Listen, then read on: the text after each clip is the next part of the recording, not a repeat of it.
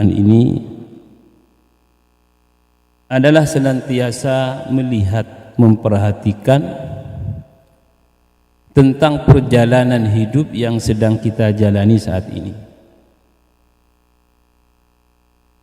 Karena manusia itu pada hakikatnya semakin hari dalam kehidupannya di dunia semakin mendekati kehidupan selanjutnya, yaitu kehidupan barzakhiyah. Maka penting kiranya kita menggunakan waktu sebaik mungkin untuk menata diri agar lebih baik. Dalam hal ini perlu kita perhatikan bahwa ukuran kebaikan ini adalah kualitas.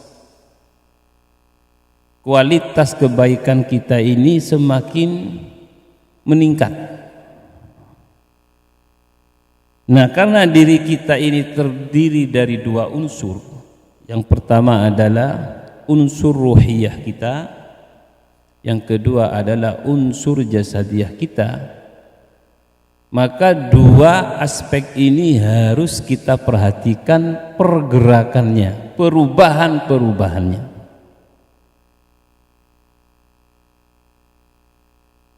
Maka dari itu ketika Nabi SAW bersabda, ala inna fil jasadi mudghah idza saluhat saluhal jasadu kulluh wa idza fasadat fasadal jasadu kulluh. Sungguh di dalam jasad manusia ini ada segumpal daging. Apabila baik semuanya baik, apabila buruk semuanya buruk. Di antara tafsir dan keterangan para ulama berkaitan dengan hati yang dimaksud, karena Nabi mengatakan ala wahiyal qalbu, itu adalah hati. Hati di sini adalah batinul insani mutlaqan. Batinul insani mutlaqan. Jadi segala apa yang ada di batin manusia, yaitu ruhnya, yang mana dalam batin kita ini ada hati, ada akal, ada perasaan, ada pikiran, ada keinginan-keinginan yang timbul dari hawa nafsu, dan banyak hal yang kita seharusnya mewaspadai setiap pergerakan dan perubahan-perubahannya. Karena sebagaimana disabdakan oleh Rasulullah sallallahu alaihi wasallam, inna syaitana yajri min ibni adama. Jadi syaitan itu mengalir pada diri anak Adam, majrad dam, sebagaimana darah itu mengalir. Ini bagian dari batinul insan tadi. Artinya kalau syaitan itu mengalir berada dalam tubuh kita, dalam batiniyah kita, sebagaimana mengalirnya darah yang merupakan unsur utama kehidupan manusia, maka perannya sangat penting sekali. Ketika dia mampu menguasai, maka dia bisa merubah apa yang ada di batin kita. Nah, perubahan batin inilah yang menyebabkan munculnya penyakit-penyakit di hati kita. Maka dalam Al-Quran disebutkan ada beberapa manusia yang memiliki penyakit-penyakit di hati, yang mana sebagian lagi bahkan ada yang tertutup. Di awal suratul Baqarah, khatamallahu ala qulubihim wa ala sam'ihim wa ala absarihim gishawa. Khatamallahu ala qulubihim. Al-khatmu itu artinya mengunci, kuncian Allah Subhanahu wa taala sehingga hati ini mati. Para ahli tafsir mengatakan ini hatinya orang-orang kafir, naudzubillahi min dzalik. Nah, kalau kita melihat ini insyaallah kita ini belum masuk ke golongan yang memiliki hati yang terkunci ini insya Allah tidak. Dan kita berdoa karena tidak ada yang menjamin sisa usia kita ini tinggal berapa. Memohon kepada Allah dengan penuh keyakinan, mudah-mudahan kita tidak mati dalam keadaan hati yang terkunci itu. Kemudian selanjutnya disebutkan ada hati yang di dalamnya ada penyakit. Fi qulubihim maradun fazadahumullahu marada. Fi qulubihim marad. Di hati mereka ada penyakit. Nah, ini supaya kita bisa merenungi kita ini masuk dalam kategori yang mana.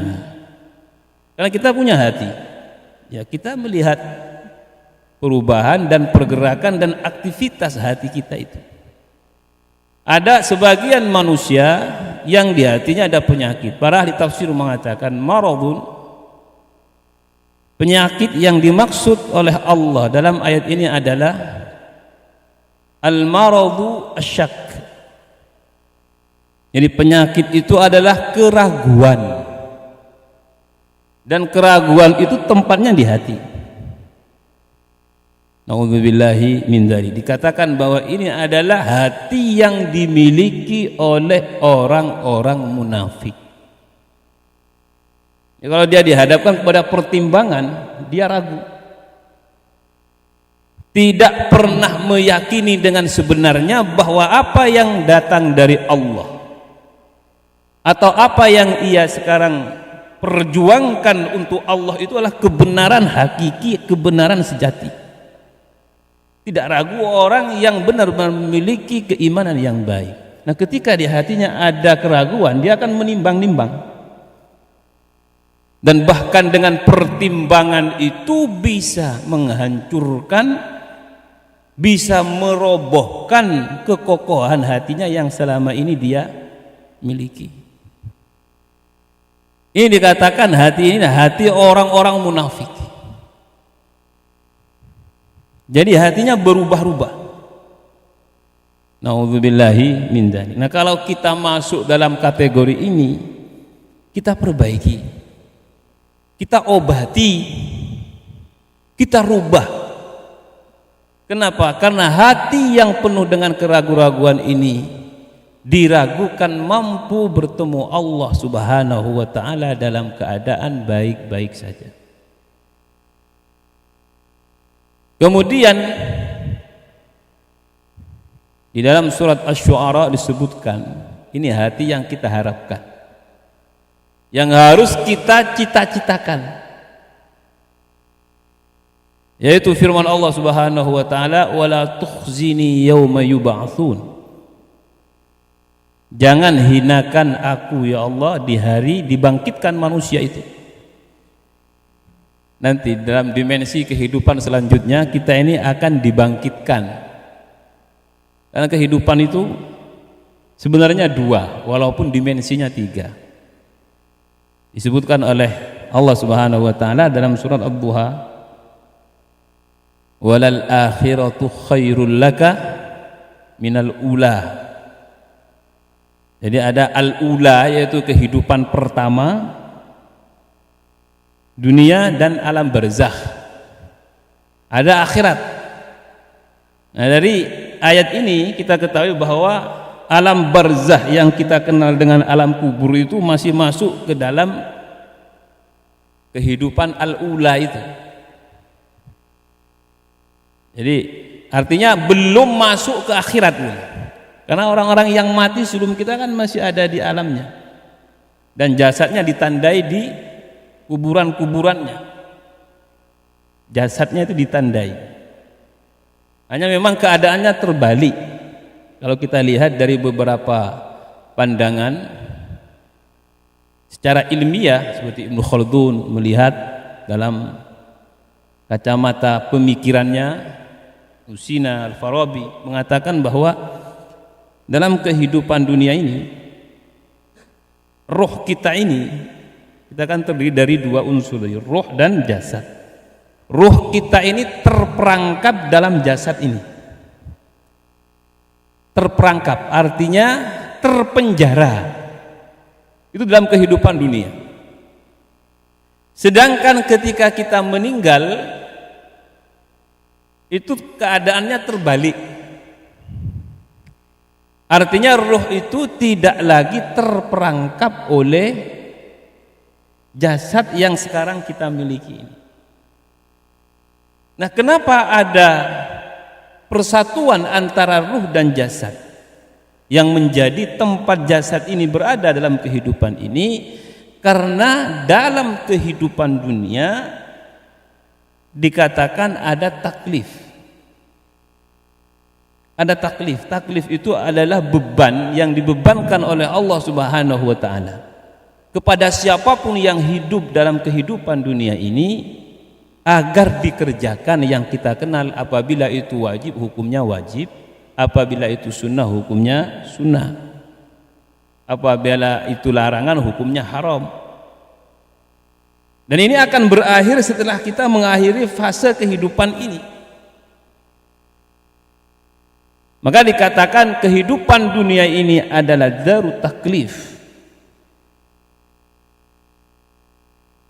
yang mana darut taklif ini memiliki konsekuensi masing-masing perbuatan yang dilakukan oleh manusia akan memiliki balasannya dalam kehidupan ini saja. Ada balasan. Nah, balasan itu ada beberapa perdebatan oleh para ulama. Apakah kepada ruh saja atau ruh dan jasad? Dikatakan kebanyakan para ulama dalam menafsirkan dan menjelaskan tentang masalah ini bahwa balasan itu kembali kepada ruh dan jasad kita ini. Kullama nabijat juluduhum baddalnahum juludan ghairaha. Jadi ada jasad. Nah, apakah ruh itu masih tersambung dengan jasad? Ada, tapi tidak seperti tersambungnya ruh dalam kehidupan kita ini. Nanti setelah kita meninggal, ruh itu ada tersambung dengan jasad. Apa yang menjadikan tersambungnya ruh dengan jasad? Satu objek, namanya ujubul dzanab. Nabi mengatakan, seperti apapun cara mati seseorang, mau hancur, mau di angkasa, mau di bawah lautan, mau dimanapun, nanti akan dibangkitkan. Dan membangkitkannya Allah Subhanahu wa taala dimulai dari ujubuz zanab tadi, yang kalau kita maknai bermakna tulang ekor, tidak akan hancur sampai hari kebangkitan. Walaupun di kubur sudah sekian abad, sekian lama, sejak Nabi Adam, mungkin berapa ribu tahun sampai sekarang, itu yang namanya ujubul dzanab tidak akan pernah hancur, tetap ada. Karena itulah sebab nanti dari ujubul dzanab ini, tulang ekor ini, manusia akan dibangkitkan.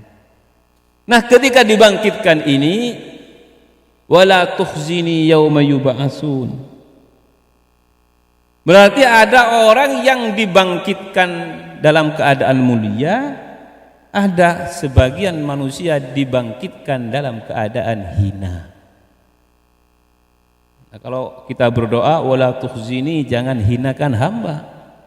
Yauma yub'atsun, di hari di mana manusia dibangkitkan.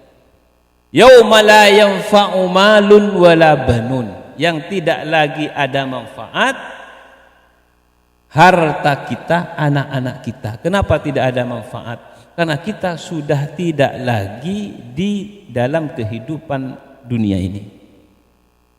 Kita sekarang merasakan manfaat dari anak-anak kita, dari aset kita, dari harta yang kita miliki, karena ada di kehidupan dunia. Yang ini menjadi bagian dari kehidupan itu, menjadi bagian dari kehidupan itu. Tapi di akhirat tidak lagi, sehingga ketika tidak lagi bermanfaat, kita tidak lagi menghargainya. Maka jangan kemudian bertanya begini, gimana nanti di akhirat ya? Menyamakan kehidupan akhirat dengan dunia tidak bisa. Karena dimensinya lain. Sehingga cara pandang kehidupan di sana juga beda dengan cara pandang kita sekarang. Kalau kita kebutuhan kita harus dipenuhi sekarang. Dan itu kewajiban diatur oleh syariat namanya. Orang mau makan ya harus kerja kan begitu. Orang mau membeli sesuatu ya harus dengan uang kan begitu. Nah ini bagian dari kehidupan yang saya maksudkan tadi. Kemudian Allah Subhanahu wa taala melanjutkan, illa man atallaha biqalbin salim, kecuali yang datang kepada Allah dengan hati yang selamat. Qalbun salim itu hati yang selamat dari penyakit-penyakit itu. Hati yang tidak terkunci. Nah, ini yang kita upayakan dalam kehidupan ini. Artinya apa yang kita miliki di hati ini sekarang ini akan dibawa kepada Allah. Illa man atallaha biqalbin salim. Atallah mendatangi Allah Subhanahu wa taala dengan membawa qalbun salim. Artinya ada orang yang datang kepada Allah dengan qalbun makhtum. Khatamallahu ala qulubihim, itu qalbun makhtum, hati yang terkunci. Ada yang datang kepada Allah dengan qalbun marid, hati yang sakit. Nauzubillahi min dzalik. Nah, untuk itu yang pertama yang harus kita perhatikan adalah bagaimana menjaga, mewaspadai hati kita ini. Masing-masing kita kalau punya iman di hatinya pasti tahu kesalahannya dan kekurangannya, pasti tahu. Pasti tahu. Masing-masing kita ini kalau punya iman di hatinya pasti tahu kesalahannya. Pasti menyadari di mana kekurangannya yang harus dia perbaiki. Tapi karena ketidakmampuan dirinya atau mungkin jauh dari taufik Allah karena dosa-dosanya. Dosa itu enggak harus amal perbuatan. Kesombongan itulah dosa yang paling besar. Enggak harus amal perbuatan. Orang sombong itu enggak berbuat apa-apa. Tapi hatinya. Bahkan ulama mengatakan semua dosa itu potensinya besar diampuni oleh Allah. Karena Allah Ghafur, Allah Ghaffar, Allah Rahim. Dosa-dosa itu kebanyakan kan dari hawa nafsu, syahwat. Syahwat kepada dunia, syahwat kepada perempuan, syahwat kepada kenyamanan dirinya. Yang penting dirinya enak lah, itu syahwat. Ini berpotensi sangat besar diampuni oleh Allah. Artinya gampang. Karena orang kalau sudah tua, syahwat itu dikurangi. Kalau dia panjang umur, pasti dia akan memasuki satu fase di mana syahwatnya sudah tidak lagi banyak memiliki peran terhadap dosa-dosanya. Tapi kalau dosa ini disebabkan oleh kesombongan dan keangkuhan dan takabur, ini sulit karena dosa inilah yang menyebabkan iblis itu diusir oleh Allah. Itu dosa yang dikatakan oleh para ulama sulit untuk dihilangkan dan diampuni oleh Allah. Makanya sampai Allah memberikan satu gambaran tentang dirinya ketika dalam hadis qudsi disebutkan wal kibriya uridai, kesombongan, keangkuhan itu adalah pakaianku, kata Allah. Ketika itu Nabi mengatakan la yadkhulul jannah, tidak akan masuk surga man kana fi qalbihi, yang di hatinya misqalu dzarratin minal kibri, ada sedikit walaupun itu seperti ukuran atom, itu ukuran terkecil. Darra itu ukuran terkecil dalam ukuran kecil. Minal kibr, dari kesombongan. Nah, kesombongan itu apa? Apakah kesombongan itu yang kita lihat? Ya enggak, belum tentu. Kesombongan itu oleh Rasulullah SAW. Ini mudah-mudahan kita jauhi. Ini saya sampaikan, kalau kita memilikinya, yuk kita perbaiki. Mumpung masih ada kesempatan, mumpung usia masih ada. Nabi mengatakan dua hal menjadi ciri dari karakteristik orang yang sombong. Yang pertama, batarul haq. Batarul haq itu menolak kebenaran, disebabkan mungkin oleh keinginan-keinginan dirinya atau kepentingan-kepentingan pribadinya. Yang benar itu dia tolak, gak mau dia menerima yang benar, gak mau. Na'udzubillahi min dzalik. Karena apa? Karena merasa apa yang ada pada dirinya adalah benar. Ini yang benar begini Pak, oh nggak bisa, nggak mau. Ada satu kasus, ini contohnya saja. Dalam keluarga ada seseorang yang meninggal dunia, meninggalkan anaknya banyak saudaranya. Makanya sering disampaikan, kalau kamu ingin tahu saudaramu baik kepadamu apa tidak, lihat setelah meninggal orang tuanya. Bagaimana cara pandang dia terhadap peninggalannya. Kalau dia rakus, tamak, ya itulah sifatnya. Sehingga terjadilah beberapa perdebatan yang berkaitan dengan warisan anak-anaknya antara saudaranya, sehingga sampai pada satu kesimpulan, karena tidak ada titik temu, kita undang ustadz ahli faraid, diundang, dihitung sekian, diputuskan terakhir karena ada satu yang merasa tidak sesuai dengan apa yang dia inginkan. Saya itu merawat dari bapak sakit ini kok saya dapat segini, sama dengan saudara saya enggak pernah perhatian seperti saya. Ya kata Ustadz tadi, ya ini hitungan faraidnya ya begini Pak, mau gimana lagi?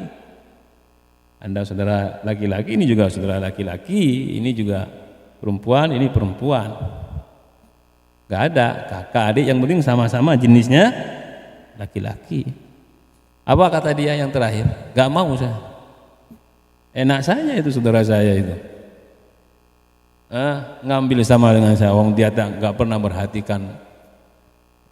Ya kalau panjenengan gak mau menerima ini, ya saya gak bisa apa lagi, terserah panjenengan. Ya, memang dihitung begitu kok. Anda dapat sekian, Anda dapat sekian. Kalau Anda mau lebih banyak, mintalah kepada yang punya hak, saudara panjenengan. Ini nyata, saya sampaikan nyata. Apa yang dia katakan? Karena mungkin gak tahu apa penyebabnya, dia katakan, kalau saya nggak mau gimana? Ya nggak apa-apa, tapi Anda telah menentang aturan Allah dalam masalah ini. Kalau menentang Allah, kenapa? Ya Anda nanti neraka. Nggak apa-apa, saya terima nerakanya. Ini contoh orang batarul hak ya begini. Hak sudah, hak ada itu. Dia menentang, nggak tahu sebabnya apa. Ini kan satu hal yang sangat disayangkan. Kalau saya pribadi ya tidak masalah, wong dia itu apa urusannya dengan saya. Tapi bisa melihat begini, orang ini mengatakan ini dia muslim,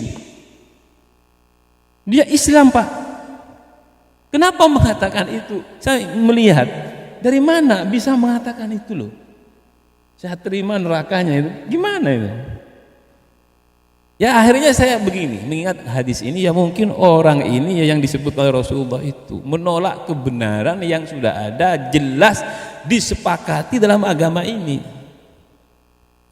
Ini contoh yang jelas ya, contoh yang jelas begitu.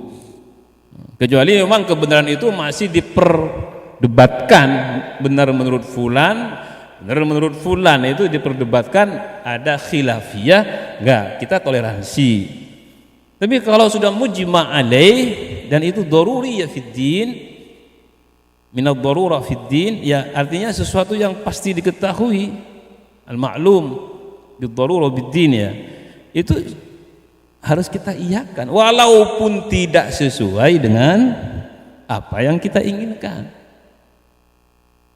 Ini mana batarul haq, ini tanda kesombongan, itu yang akan menyebabkan orang ini sulit mendapatkan ampunan dari Allah Subhanahu wa taala. Sulit, bukan mustahil. Karena yang tidak mungkin itu kalau mati dalam keadaan menyekutukan Allah. Semua dosa selain kesyirikan itu diampuni oleh Allah. Tapi kalau mati dalam keadaan menyekutukan Allah, dalam keadaan matinya itu loh. Ada orang sekarang melakukan kesyirikan kemudian taubat, ya tidak. Jadi masih diampuni oleh Allah. Yang penting dia taubat ketika dia hidup. Tapi kalau mati membawa kesyirikan, nah orang ini yang tidak bisa diampuni oleh Allah. Kemudian yang kedua, wa ghamtun nas. Ghamtun nas itu merasa dirinya itu tinggi dan orang lain semuanya berada di bawahnya, sehingga dia kemudian bersikap yang sesuai dengan apa yang dia inginkan tanpa memperhatikan orang lain, perasaan orang lain, sehingga muncullah dari lisannya kata-kata yang menyebabkan orang lain sakit hati. Itu adalah ghamtun nas, melihat orang lain itu di bawah dan dia lebih tinggi daripadanya. Dua hal ini, na'udzubillahi, ini penyakit iblis yaitu. Ada faktor penyebabnya. Kalau iblis itu penyebabnya kan ada, karena dia lebih merasa lebih baik karena diciptakan dari api. Ya, mungkin kita merasa lebih baik karena saya ini mungkin keturunan fulan-fulan. Iblis itu merasa lebih senior. Saya ini lebih dulu diciptakan sebelum Adam. Adam itu junior saya itu. Nah, ini hati-hati itu. Kan begitu. Ini baru diciptakan kok saya disuruh sujud ke dia, suruh tunduk ke dia. Kan masih baru ini, baru anak kemarin kalau kita bahasakan. Ini ghamtun nas, contoh ghamtun nas begitu. Loh, malaikat langsung tunduk, langsung sujud. Kenapa? Karena malaikat melihat perintah, bukan melihat objek yang diperintah. Malaikat melihat Allah, bukan melihat Adamnya. Sedangkan iblis melihat Adamnya dan tidak melihat Allah. Nah, kita ini kan melihat Allah, jangan melihat selainnya, kan begitu. Allah menyuruh kita ke timur, ya wes nggak apa-apa. Maka kemudian jangan kemudian kita itu masih memperiskalkan, memperdebatkan.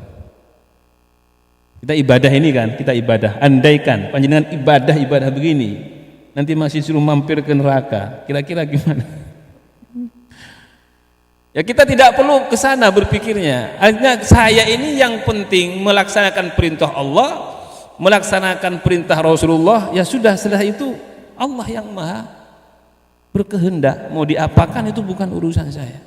Hanya kalau kita mengikuti perintah Allah dan Rasulnya, ada janji, dan Allah itu ketika berjanji la yukhliful mi'ad, tidak akan mengingkari janjinya. Wa ma zalamnahum walakin kanu anfusahum yadhlimun. Allah tidak pernah menzalimi. Allah itu adil. Kalau kita baik, ya sudah akan diberi balasan kebaikan, tidak akan mengingkari janjinya.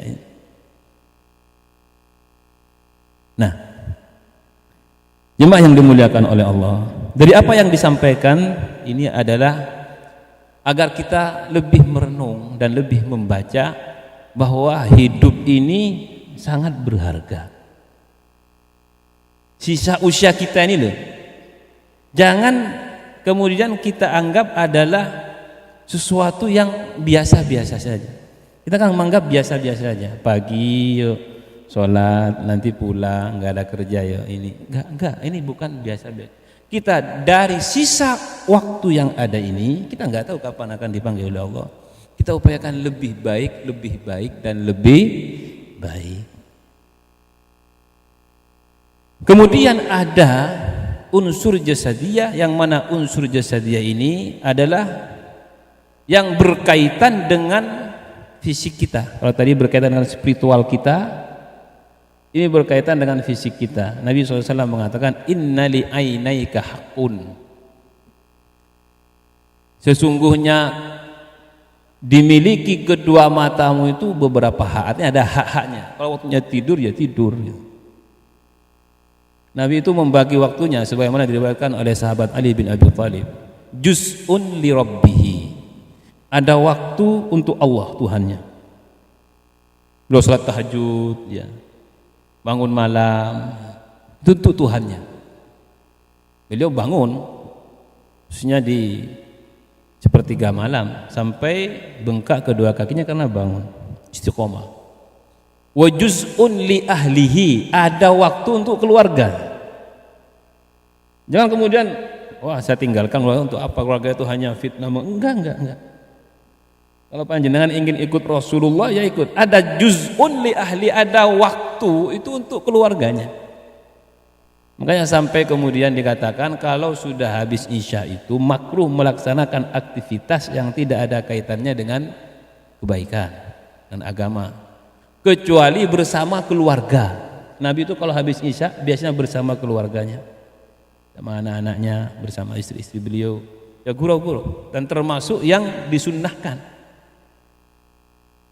Artinya ada waktu untuk keluarga, kita merasakan nikmatnya berkeluarga gitu. Nikmatnya pun. Jadi juz'un li rabbihi, juz'un li ahlihi, wa juz'un li nafsihi. Jadi ada waktu untuk dirinya. Ya, seperti yang saya katakan tadi, waktu tidurnya kapan. Jadi ada waktu untuk tidur, untuk dirinya, untuk jasadnya, untuk fisiknya. Olahraga, kita niatkan begitu. Itu kan sunnah. Sehingga aktivitas kita yang kita lakukan selama 24 jam itu semuanya baik beribadah itu sampai tidur. Kalau kita tidur, Nabi kan mengatakan sebagaimana disifati oleh Ali bin Abi Thalib, ada waktu untuk Tuhannya, kita ibadah begini. Ada waktu untuk keluarganya, kita ngajak keluarga kita kemana. Kalau kita niatkan ikut sunnah begini kan ikut Rasulullah. Ada untuk dirinya, termasuk untuk dirinya menjaga kesehatan. Nah, ada beberapa jemaah itu punya kebiasaan kalau pagi itu ya olahraga, atau sampai ada yang main tenis, itu diniatkan. Itu masuk dalam tadi kategori juz'un li nafsihi, menjaga tidurnya, check up, menjaga. Itu bagian dari sunnah ya. Sampai tidurnya jam sekian harus tidur istirahat. Nah ini. Dan ini termasuk kesibukan yang akan menghindarkan diri kita dari kelalaian, dari waktu yang tidak berguna. Sampai ada ulama, bukan hadis, ulama yang mengatakan kalau memang kita itu tidak memiliki pekerjaan, aktivitas yang memiliki manfaat, lebih baik kita gunakan untuk tidur, mengistirahatkan diri. Karena kekosongan waktu itu apabila tidak diisi dengan perkara aktivitas yang bermanfaat, biasanya akan diisi oleh perkara yang tidak bermanfaat. Nah ini saya masih kosong, nggak ada istilah kosong, itu nggak ada dalam kaidah kita sebagai orang mukmin itu. Fa idza farauta fansop, berarti kan nggak ada kosong. Kalau kosong isi. Ada beberapa jemaah itu punya bakat. Dia, Ustaz, ini termasuk menyia-nyiakan waktu apa tidak? Apa bakatnya? Bakatnya itu nyiram bunga itu. Ya, nyiram bunga ada. Mungkin di rumahnya dia suka bunga-bunga, disirami, diapai. Nah ini juga termasuk dari aktivitas. Akan tapi aktivitas itu ada yang lebih bermanfaat, ada yang tidak bermanfaat. Nah ketika kita masih memiliki waktu untuk melakukan sesuatu yang lebih bermanfaat, maka upayakan kita melakukan yang lebih bermanfaat. Kemudian dikatakan masuk dalam kategori juz'un li nafsi ini antara beliau dengan orang lain. Antara beliau dengan orang lain, silaturahim ke saudara, ini kan untuk dirinya, untuk memperkuat hubungan antara dirinya dengan sesama manusia. Nah, itulah beberapa hal yang harus kita perhatikan berkaitan dengan diri kita ini. Kemudian untuk lebih baik, kita harus punya target-target kebaikan yang telah diajarkan oleh Rasulullah SAW. Nah, kita ini sudah punya kebaikan apa? Banyak kebaikan itu. kuntum khaira ummatin ukhrijat linnasi ta'muruna bil ma'rufi wa tanhauna 'anil munkar. Kita ini kan manusia paling baik, umat terbaik kalau melakukan amar ma'ruf nahi munkar. Sudah kita demikian? Khairukum man ta'allamal Qur'ana wa 'allamah. Paling baik, artinya kita kan mendapat kebaikan. Paling baik dari kalian yang belajar Al-Quran dan mengajarkan. Ada sahabat bertanya, perkara apa yang paling baik wahai Rasulullah? Birrul walidain, berbakti kepada orang tua. Ada sahabat lagi bertanya, apa yang terbaik dari amalan Rasulullah? Al-jihadu fi sabilillah, jihad. Apa amalan yang paling baik Rasulullah? Ini beda orang yang bertanya. As-salatu li waqtiha, salat pada waktunya. Enak. Perbedaan-perbedaan yang ada dari jawaban Nabi SAW ini menunjukkan bahwa masing-masing kita ini memiliki profesi berbeda dan bisa menjadi terbaik, memiliki kebaikan di sana. Bukan begini, yang bisa baik kalau gini ya ustadz saja. Ya mungkin ustadz ngaji, khairukum man ta'allamal Qur'an wa 'allama.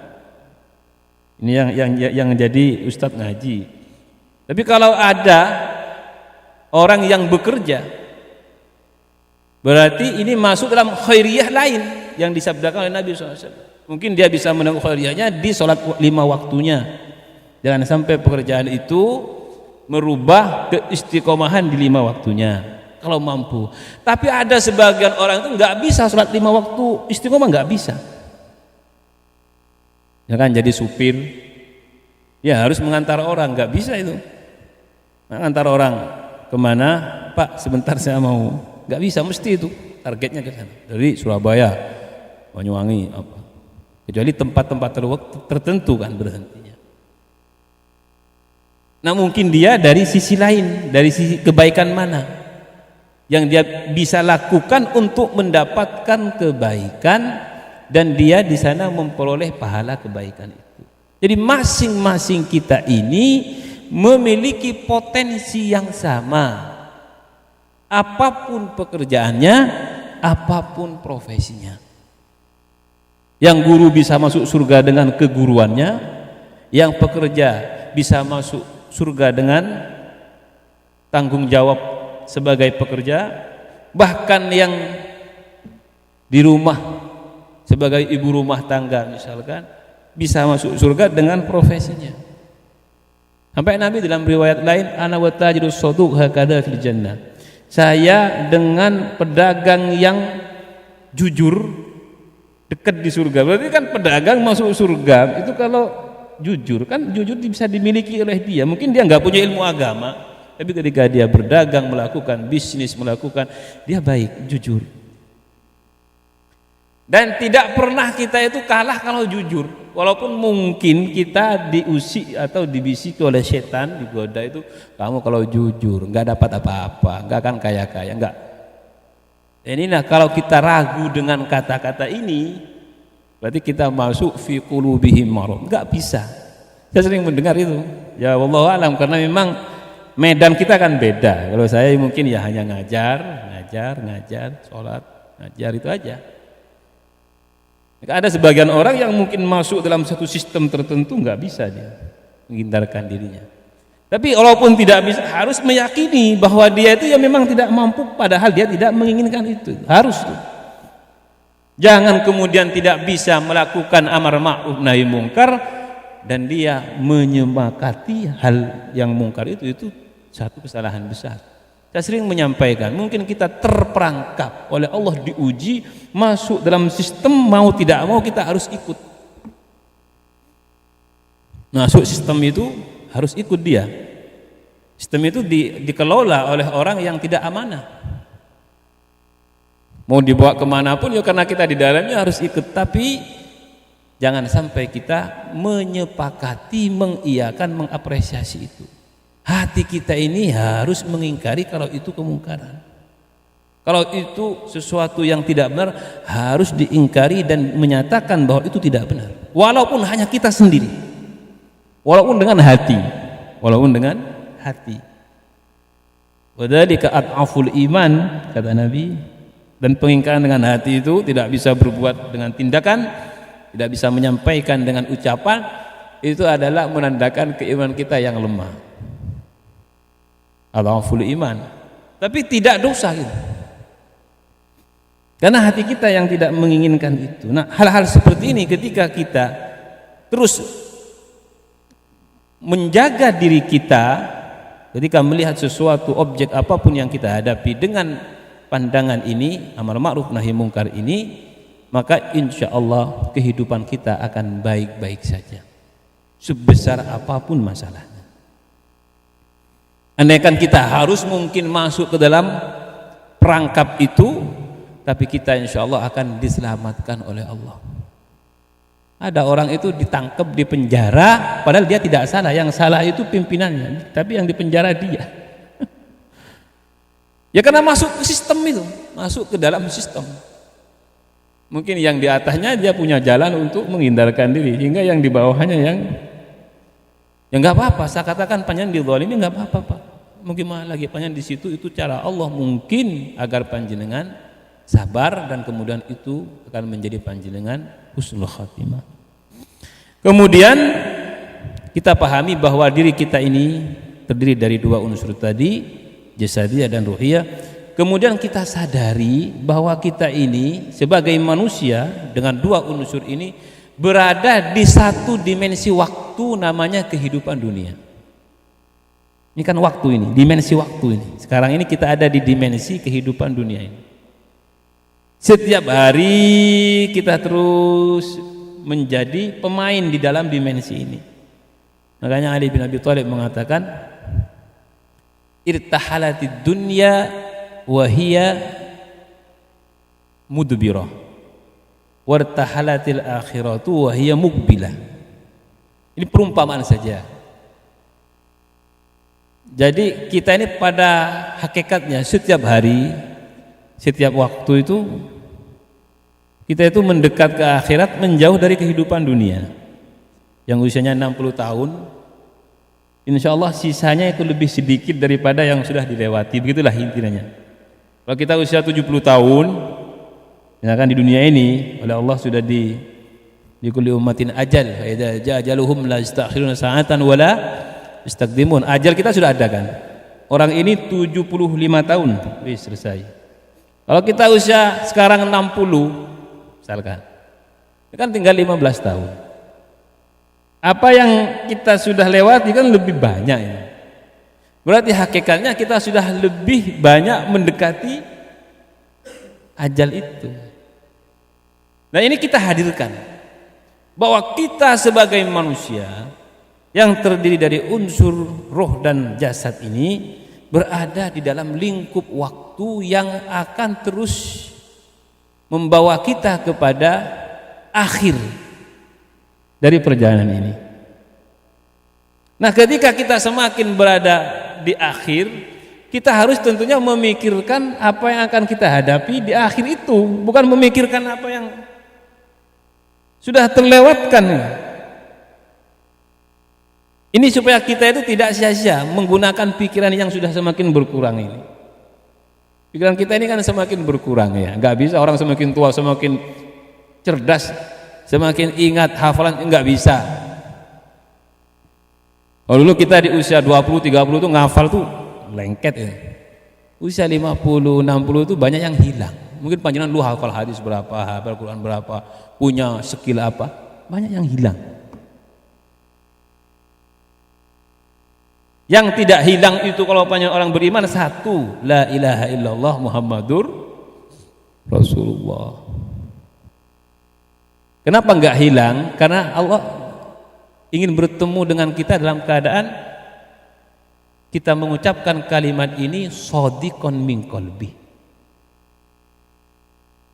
Shadiqan itu artinya mu'taqidan bi qalbihi mutmainnan biha ghairu syakin biha. Kita akan masuk kalau panjang umur, kalau mudah-mudahan kita panjang umur. Masuk ke dalam fase tidak akan ingat apapun apa yang telah kita lewati, tapi kalimat ini akan semakin kita ingat. La ilaha illallah Muhammadur Rasulullah. Makanya sampai diriwayatkan oleh Mu'ad bin Jabal, oleh Musa al-Asy'ari dalam hadis sahih. Ma min 'abdin yashhadu an la ilaha illallah wa anna Muhammadar Rasulullah shadiqan min qalbi illa adkhalahu Allahul jannah. Dalam satu riwayat illa harramahallahu 'alan nar. Tidaklah orang bersaksi dengan saksi tidak ada Tuhan selain Allah, Muhammad utusan Allah. Tapi masalahnya ini Pak, shadiqan min qalbi. Ini yang harus, maka saya sampaikan tadi, ini hati kita ini jangan sampai lepas dari ini. Kita upaya shadiqan min qalbi, tulus dari hatinya, tulus. Nah, makna shadiqan min qalbi ini mu'taqidan bi qalbi, mengakui bukan dengan lisan tapi dengan hati, tidak ada Tuhan selain Allah, Muhammad Rasulullah. Yang kedua, mutmainnan biha, ini cirinya. Kita ini sudah shadiqan, sudah tulus benar keyakinan kita dengan hati kita apa tidak? Mutmainnan biha. Orang biasanya yang memiliki sidq itu kebenaran dalam keyakinan dengan kalimat ini, dia akan semakin tenang ketika melafadzkan, ketika dia merasakan kalimat ini. La ilaha illallah, la ilaha illallah. Makanya kata Nabi, afdhalul dzikri la ilaha illallah. Ini kita kalau semakin tua ini diperkuat ini. Tapi jangan dengan hati, dengan lisan, la ilaha illallah, la ilaha illallah. Nah, hati ini akan merasakan ketenangan. Kalau orang punya masalah misalkan, punya pikiran panjang, pusing, bingung. Ya, kalau tua ini kan bingungnya dengan penyakit ya. Ya Allah, ini saya harus ke rumah sakit, biayanya sekian, dan bingung gitu. Nah, kita ucapkan la ilaha illallah. Kalau ini bisa menetralisir kegundahan kita, berarti panjenengan punya sidq tadi. Kemudian yang ketiga, ghairu syakin biha, tidak ada keraguan. Hingga mengucapkan kalimat ini, mengucapkannya dengan mantap, tidak ada keraguan, la ilaha illallah. Sehingga dengan kalimat ini apabila dia bertemu Allah, mangkana akhir kalamihi la ilaha illallah, dakhal jannah. Allah akan haramahullahu 'alan nar, Allah akan mengharamkan orang ini dari api neraka. Makanya kalau orang matinya di hatinya sidq la ilaha illallah ini, tidak akan tersentuh api neraka. Tidak akan tersentuh api neraka. Kalau amalan-amalan yang kita ini, kalau yang panjang umur nih, ini akan berakhir, akan berkurang terus. Seiring berkurangnya nikmat sehat, nikmat tubuh, mungkin pada kalanya, dan ada beberapa orang mungkin hanya bisa terbujur kaku. Maka pesan saya mengajak diri saya, ketika kita mungkin termasuk dari mereka, kuatkan kalimat ini di hati kita dan sadari maknanya, yakini, sehingga kita bertemu Allah itu dalam keadaan mutmainnan biha, tenang dengan kalimat itu. Ya ayyatuhan nafsul mutmainnah, wahai jiwa yang tenang, irji'i ila rabbiki radiyatan mardiyah. Nah, ini mudah-mudahan Allah Subhanahu wa taala memberikan kita taufiknya, wa ma taufiki illa billah. Jadi ada dimensi kehidupan yang mana kehidupan ini berkaitan dengan waktu. Nah, yang paling harus kita perhatikan dari waktu terkecil kita itu kan sehari. Waktu terkecil kita itu kan sehari kan. Jadi dari pagi sampai sore. Upayakan ketika kita bangun tidur itu jangan bangun dalam keadaan bersedih hati kalau kita punya iman. Sebesar apapun masalahnya. Maka dikatakan Rasulullah dalam suatu riwayat, man asbaha hazinan li dunia. Orang yang baru masuk waktu pagi, bangun tidur sudah sedih dengan dunianya, faka'annama sakhitun li rabbihi. Orang yang bangunnya langsung sedih itu, padahal dia punya iman, langsung pesimis, bangun tidur langsung pesimis. Nauzubillah. Itu orang ini diibaratkan oleh Rasulullah seperti orang yang sedang tidak suka, benci kepada Tuhannya. Jadi kita bangun tidur itu ya asbahna wa asbahal mulku lillah. Alhamdulillahilladzi ahyana ba'dama amatana wa ilaihin nusyur. Ini nikmat besar itu, kita bisa hidup itu nikmat besar itu. Karena itu sudah cukup itu menjadi kita gembira. Ya, adapun apa yang akan terjadi, pertama kita belum tahu apa yang akan terjadi, walaupun sudah ditunggu. Mungkin kita ini sudah ditunggu oleh hal-hal yang mungkin menyedihkan kita, tapi kita harus mengawali hari dengan keyakinan, karena mengawali hari dengan keyakinan atas pertolongan Allah menjadi sebab kebaikan hari itu. Pasti ada solusi sesuai dengan keyakinan kita di pagi hari itu. Maka upayakan kalau kita bangun tidur pagi-pagi itu, bangunlah dengan keadaan bersyukur. Bersyukur, banyak bersyukur. Khususnya di hari tua banyak bersyukur. Jangan kita mati dalam keadaan tidak bersyukur. Artinya tidak mati dalam keadaan sedih, itu gimana? Harus bersyukur. Banyak alhamdulillah ya Allah. Alhamdulillah. Nah, inilah beberapa hal. Sudah syok. Loh. Hah? Sudah? Enggak ada bunyinya, biasanya ada bunyinya. Wallahu a'lam bishawab. Mudah-mudahan apa yang saya sampaikan menjadi motivasi hidup kita agar lebih baik, dan mudah-mudahan menjadi sebab kita semakin baik dalam menyikapi hati kita, menyikapi badan kita, dan menyikapi muamalah kita dengan orang-orang dan alam di sekitar kita. Rabbana anfa'na bima 'allamtana, Rabbi 'allimna alladhi yanfa'una, Rabbi faqihna wa faqih ahlana wa qarabatin lana hidina. Subhanakallahumma wa bihamdika asyhadu an la ilaha illa anta astaghfiruka wa atubu ilaik. Wal 'afwu minkum. Assalamualaikum warahmatullahi wabarakatuh.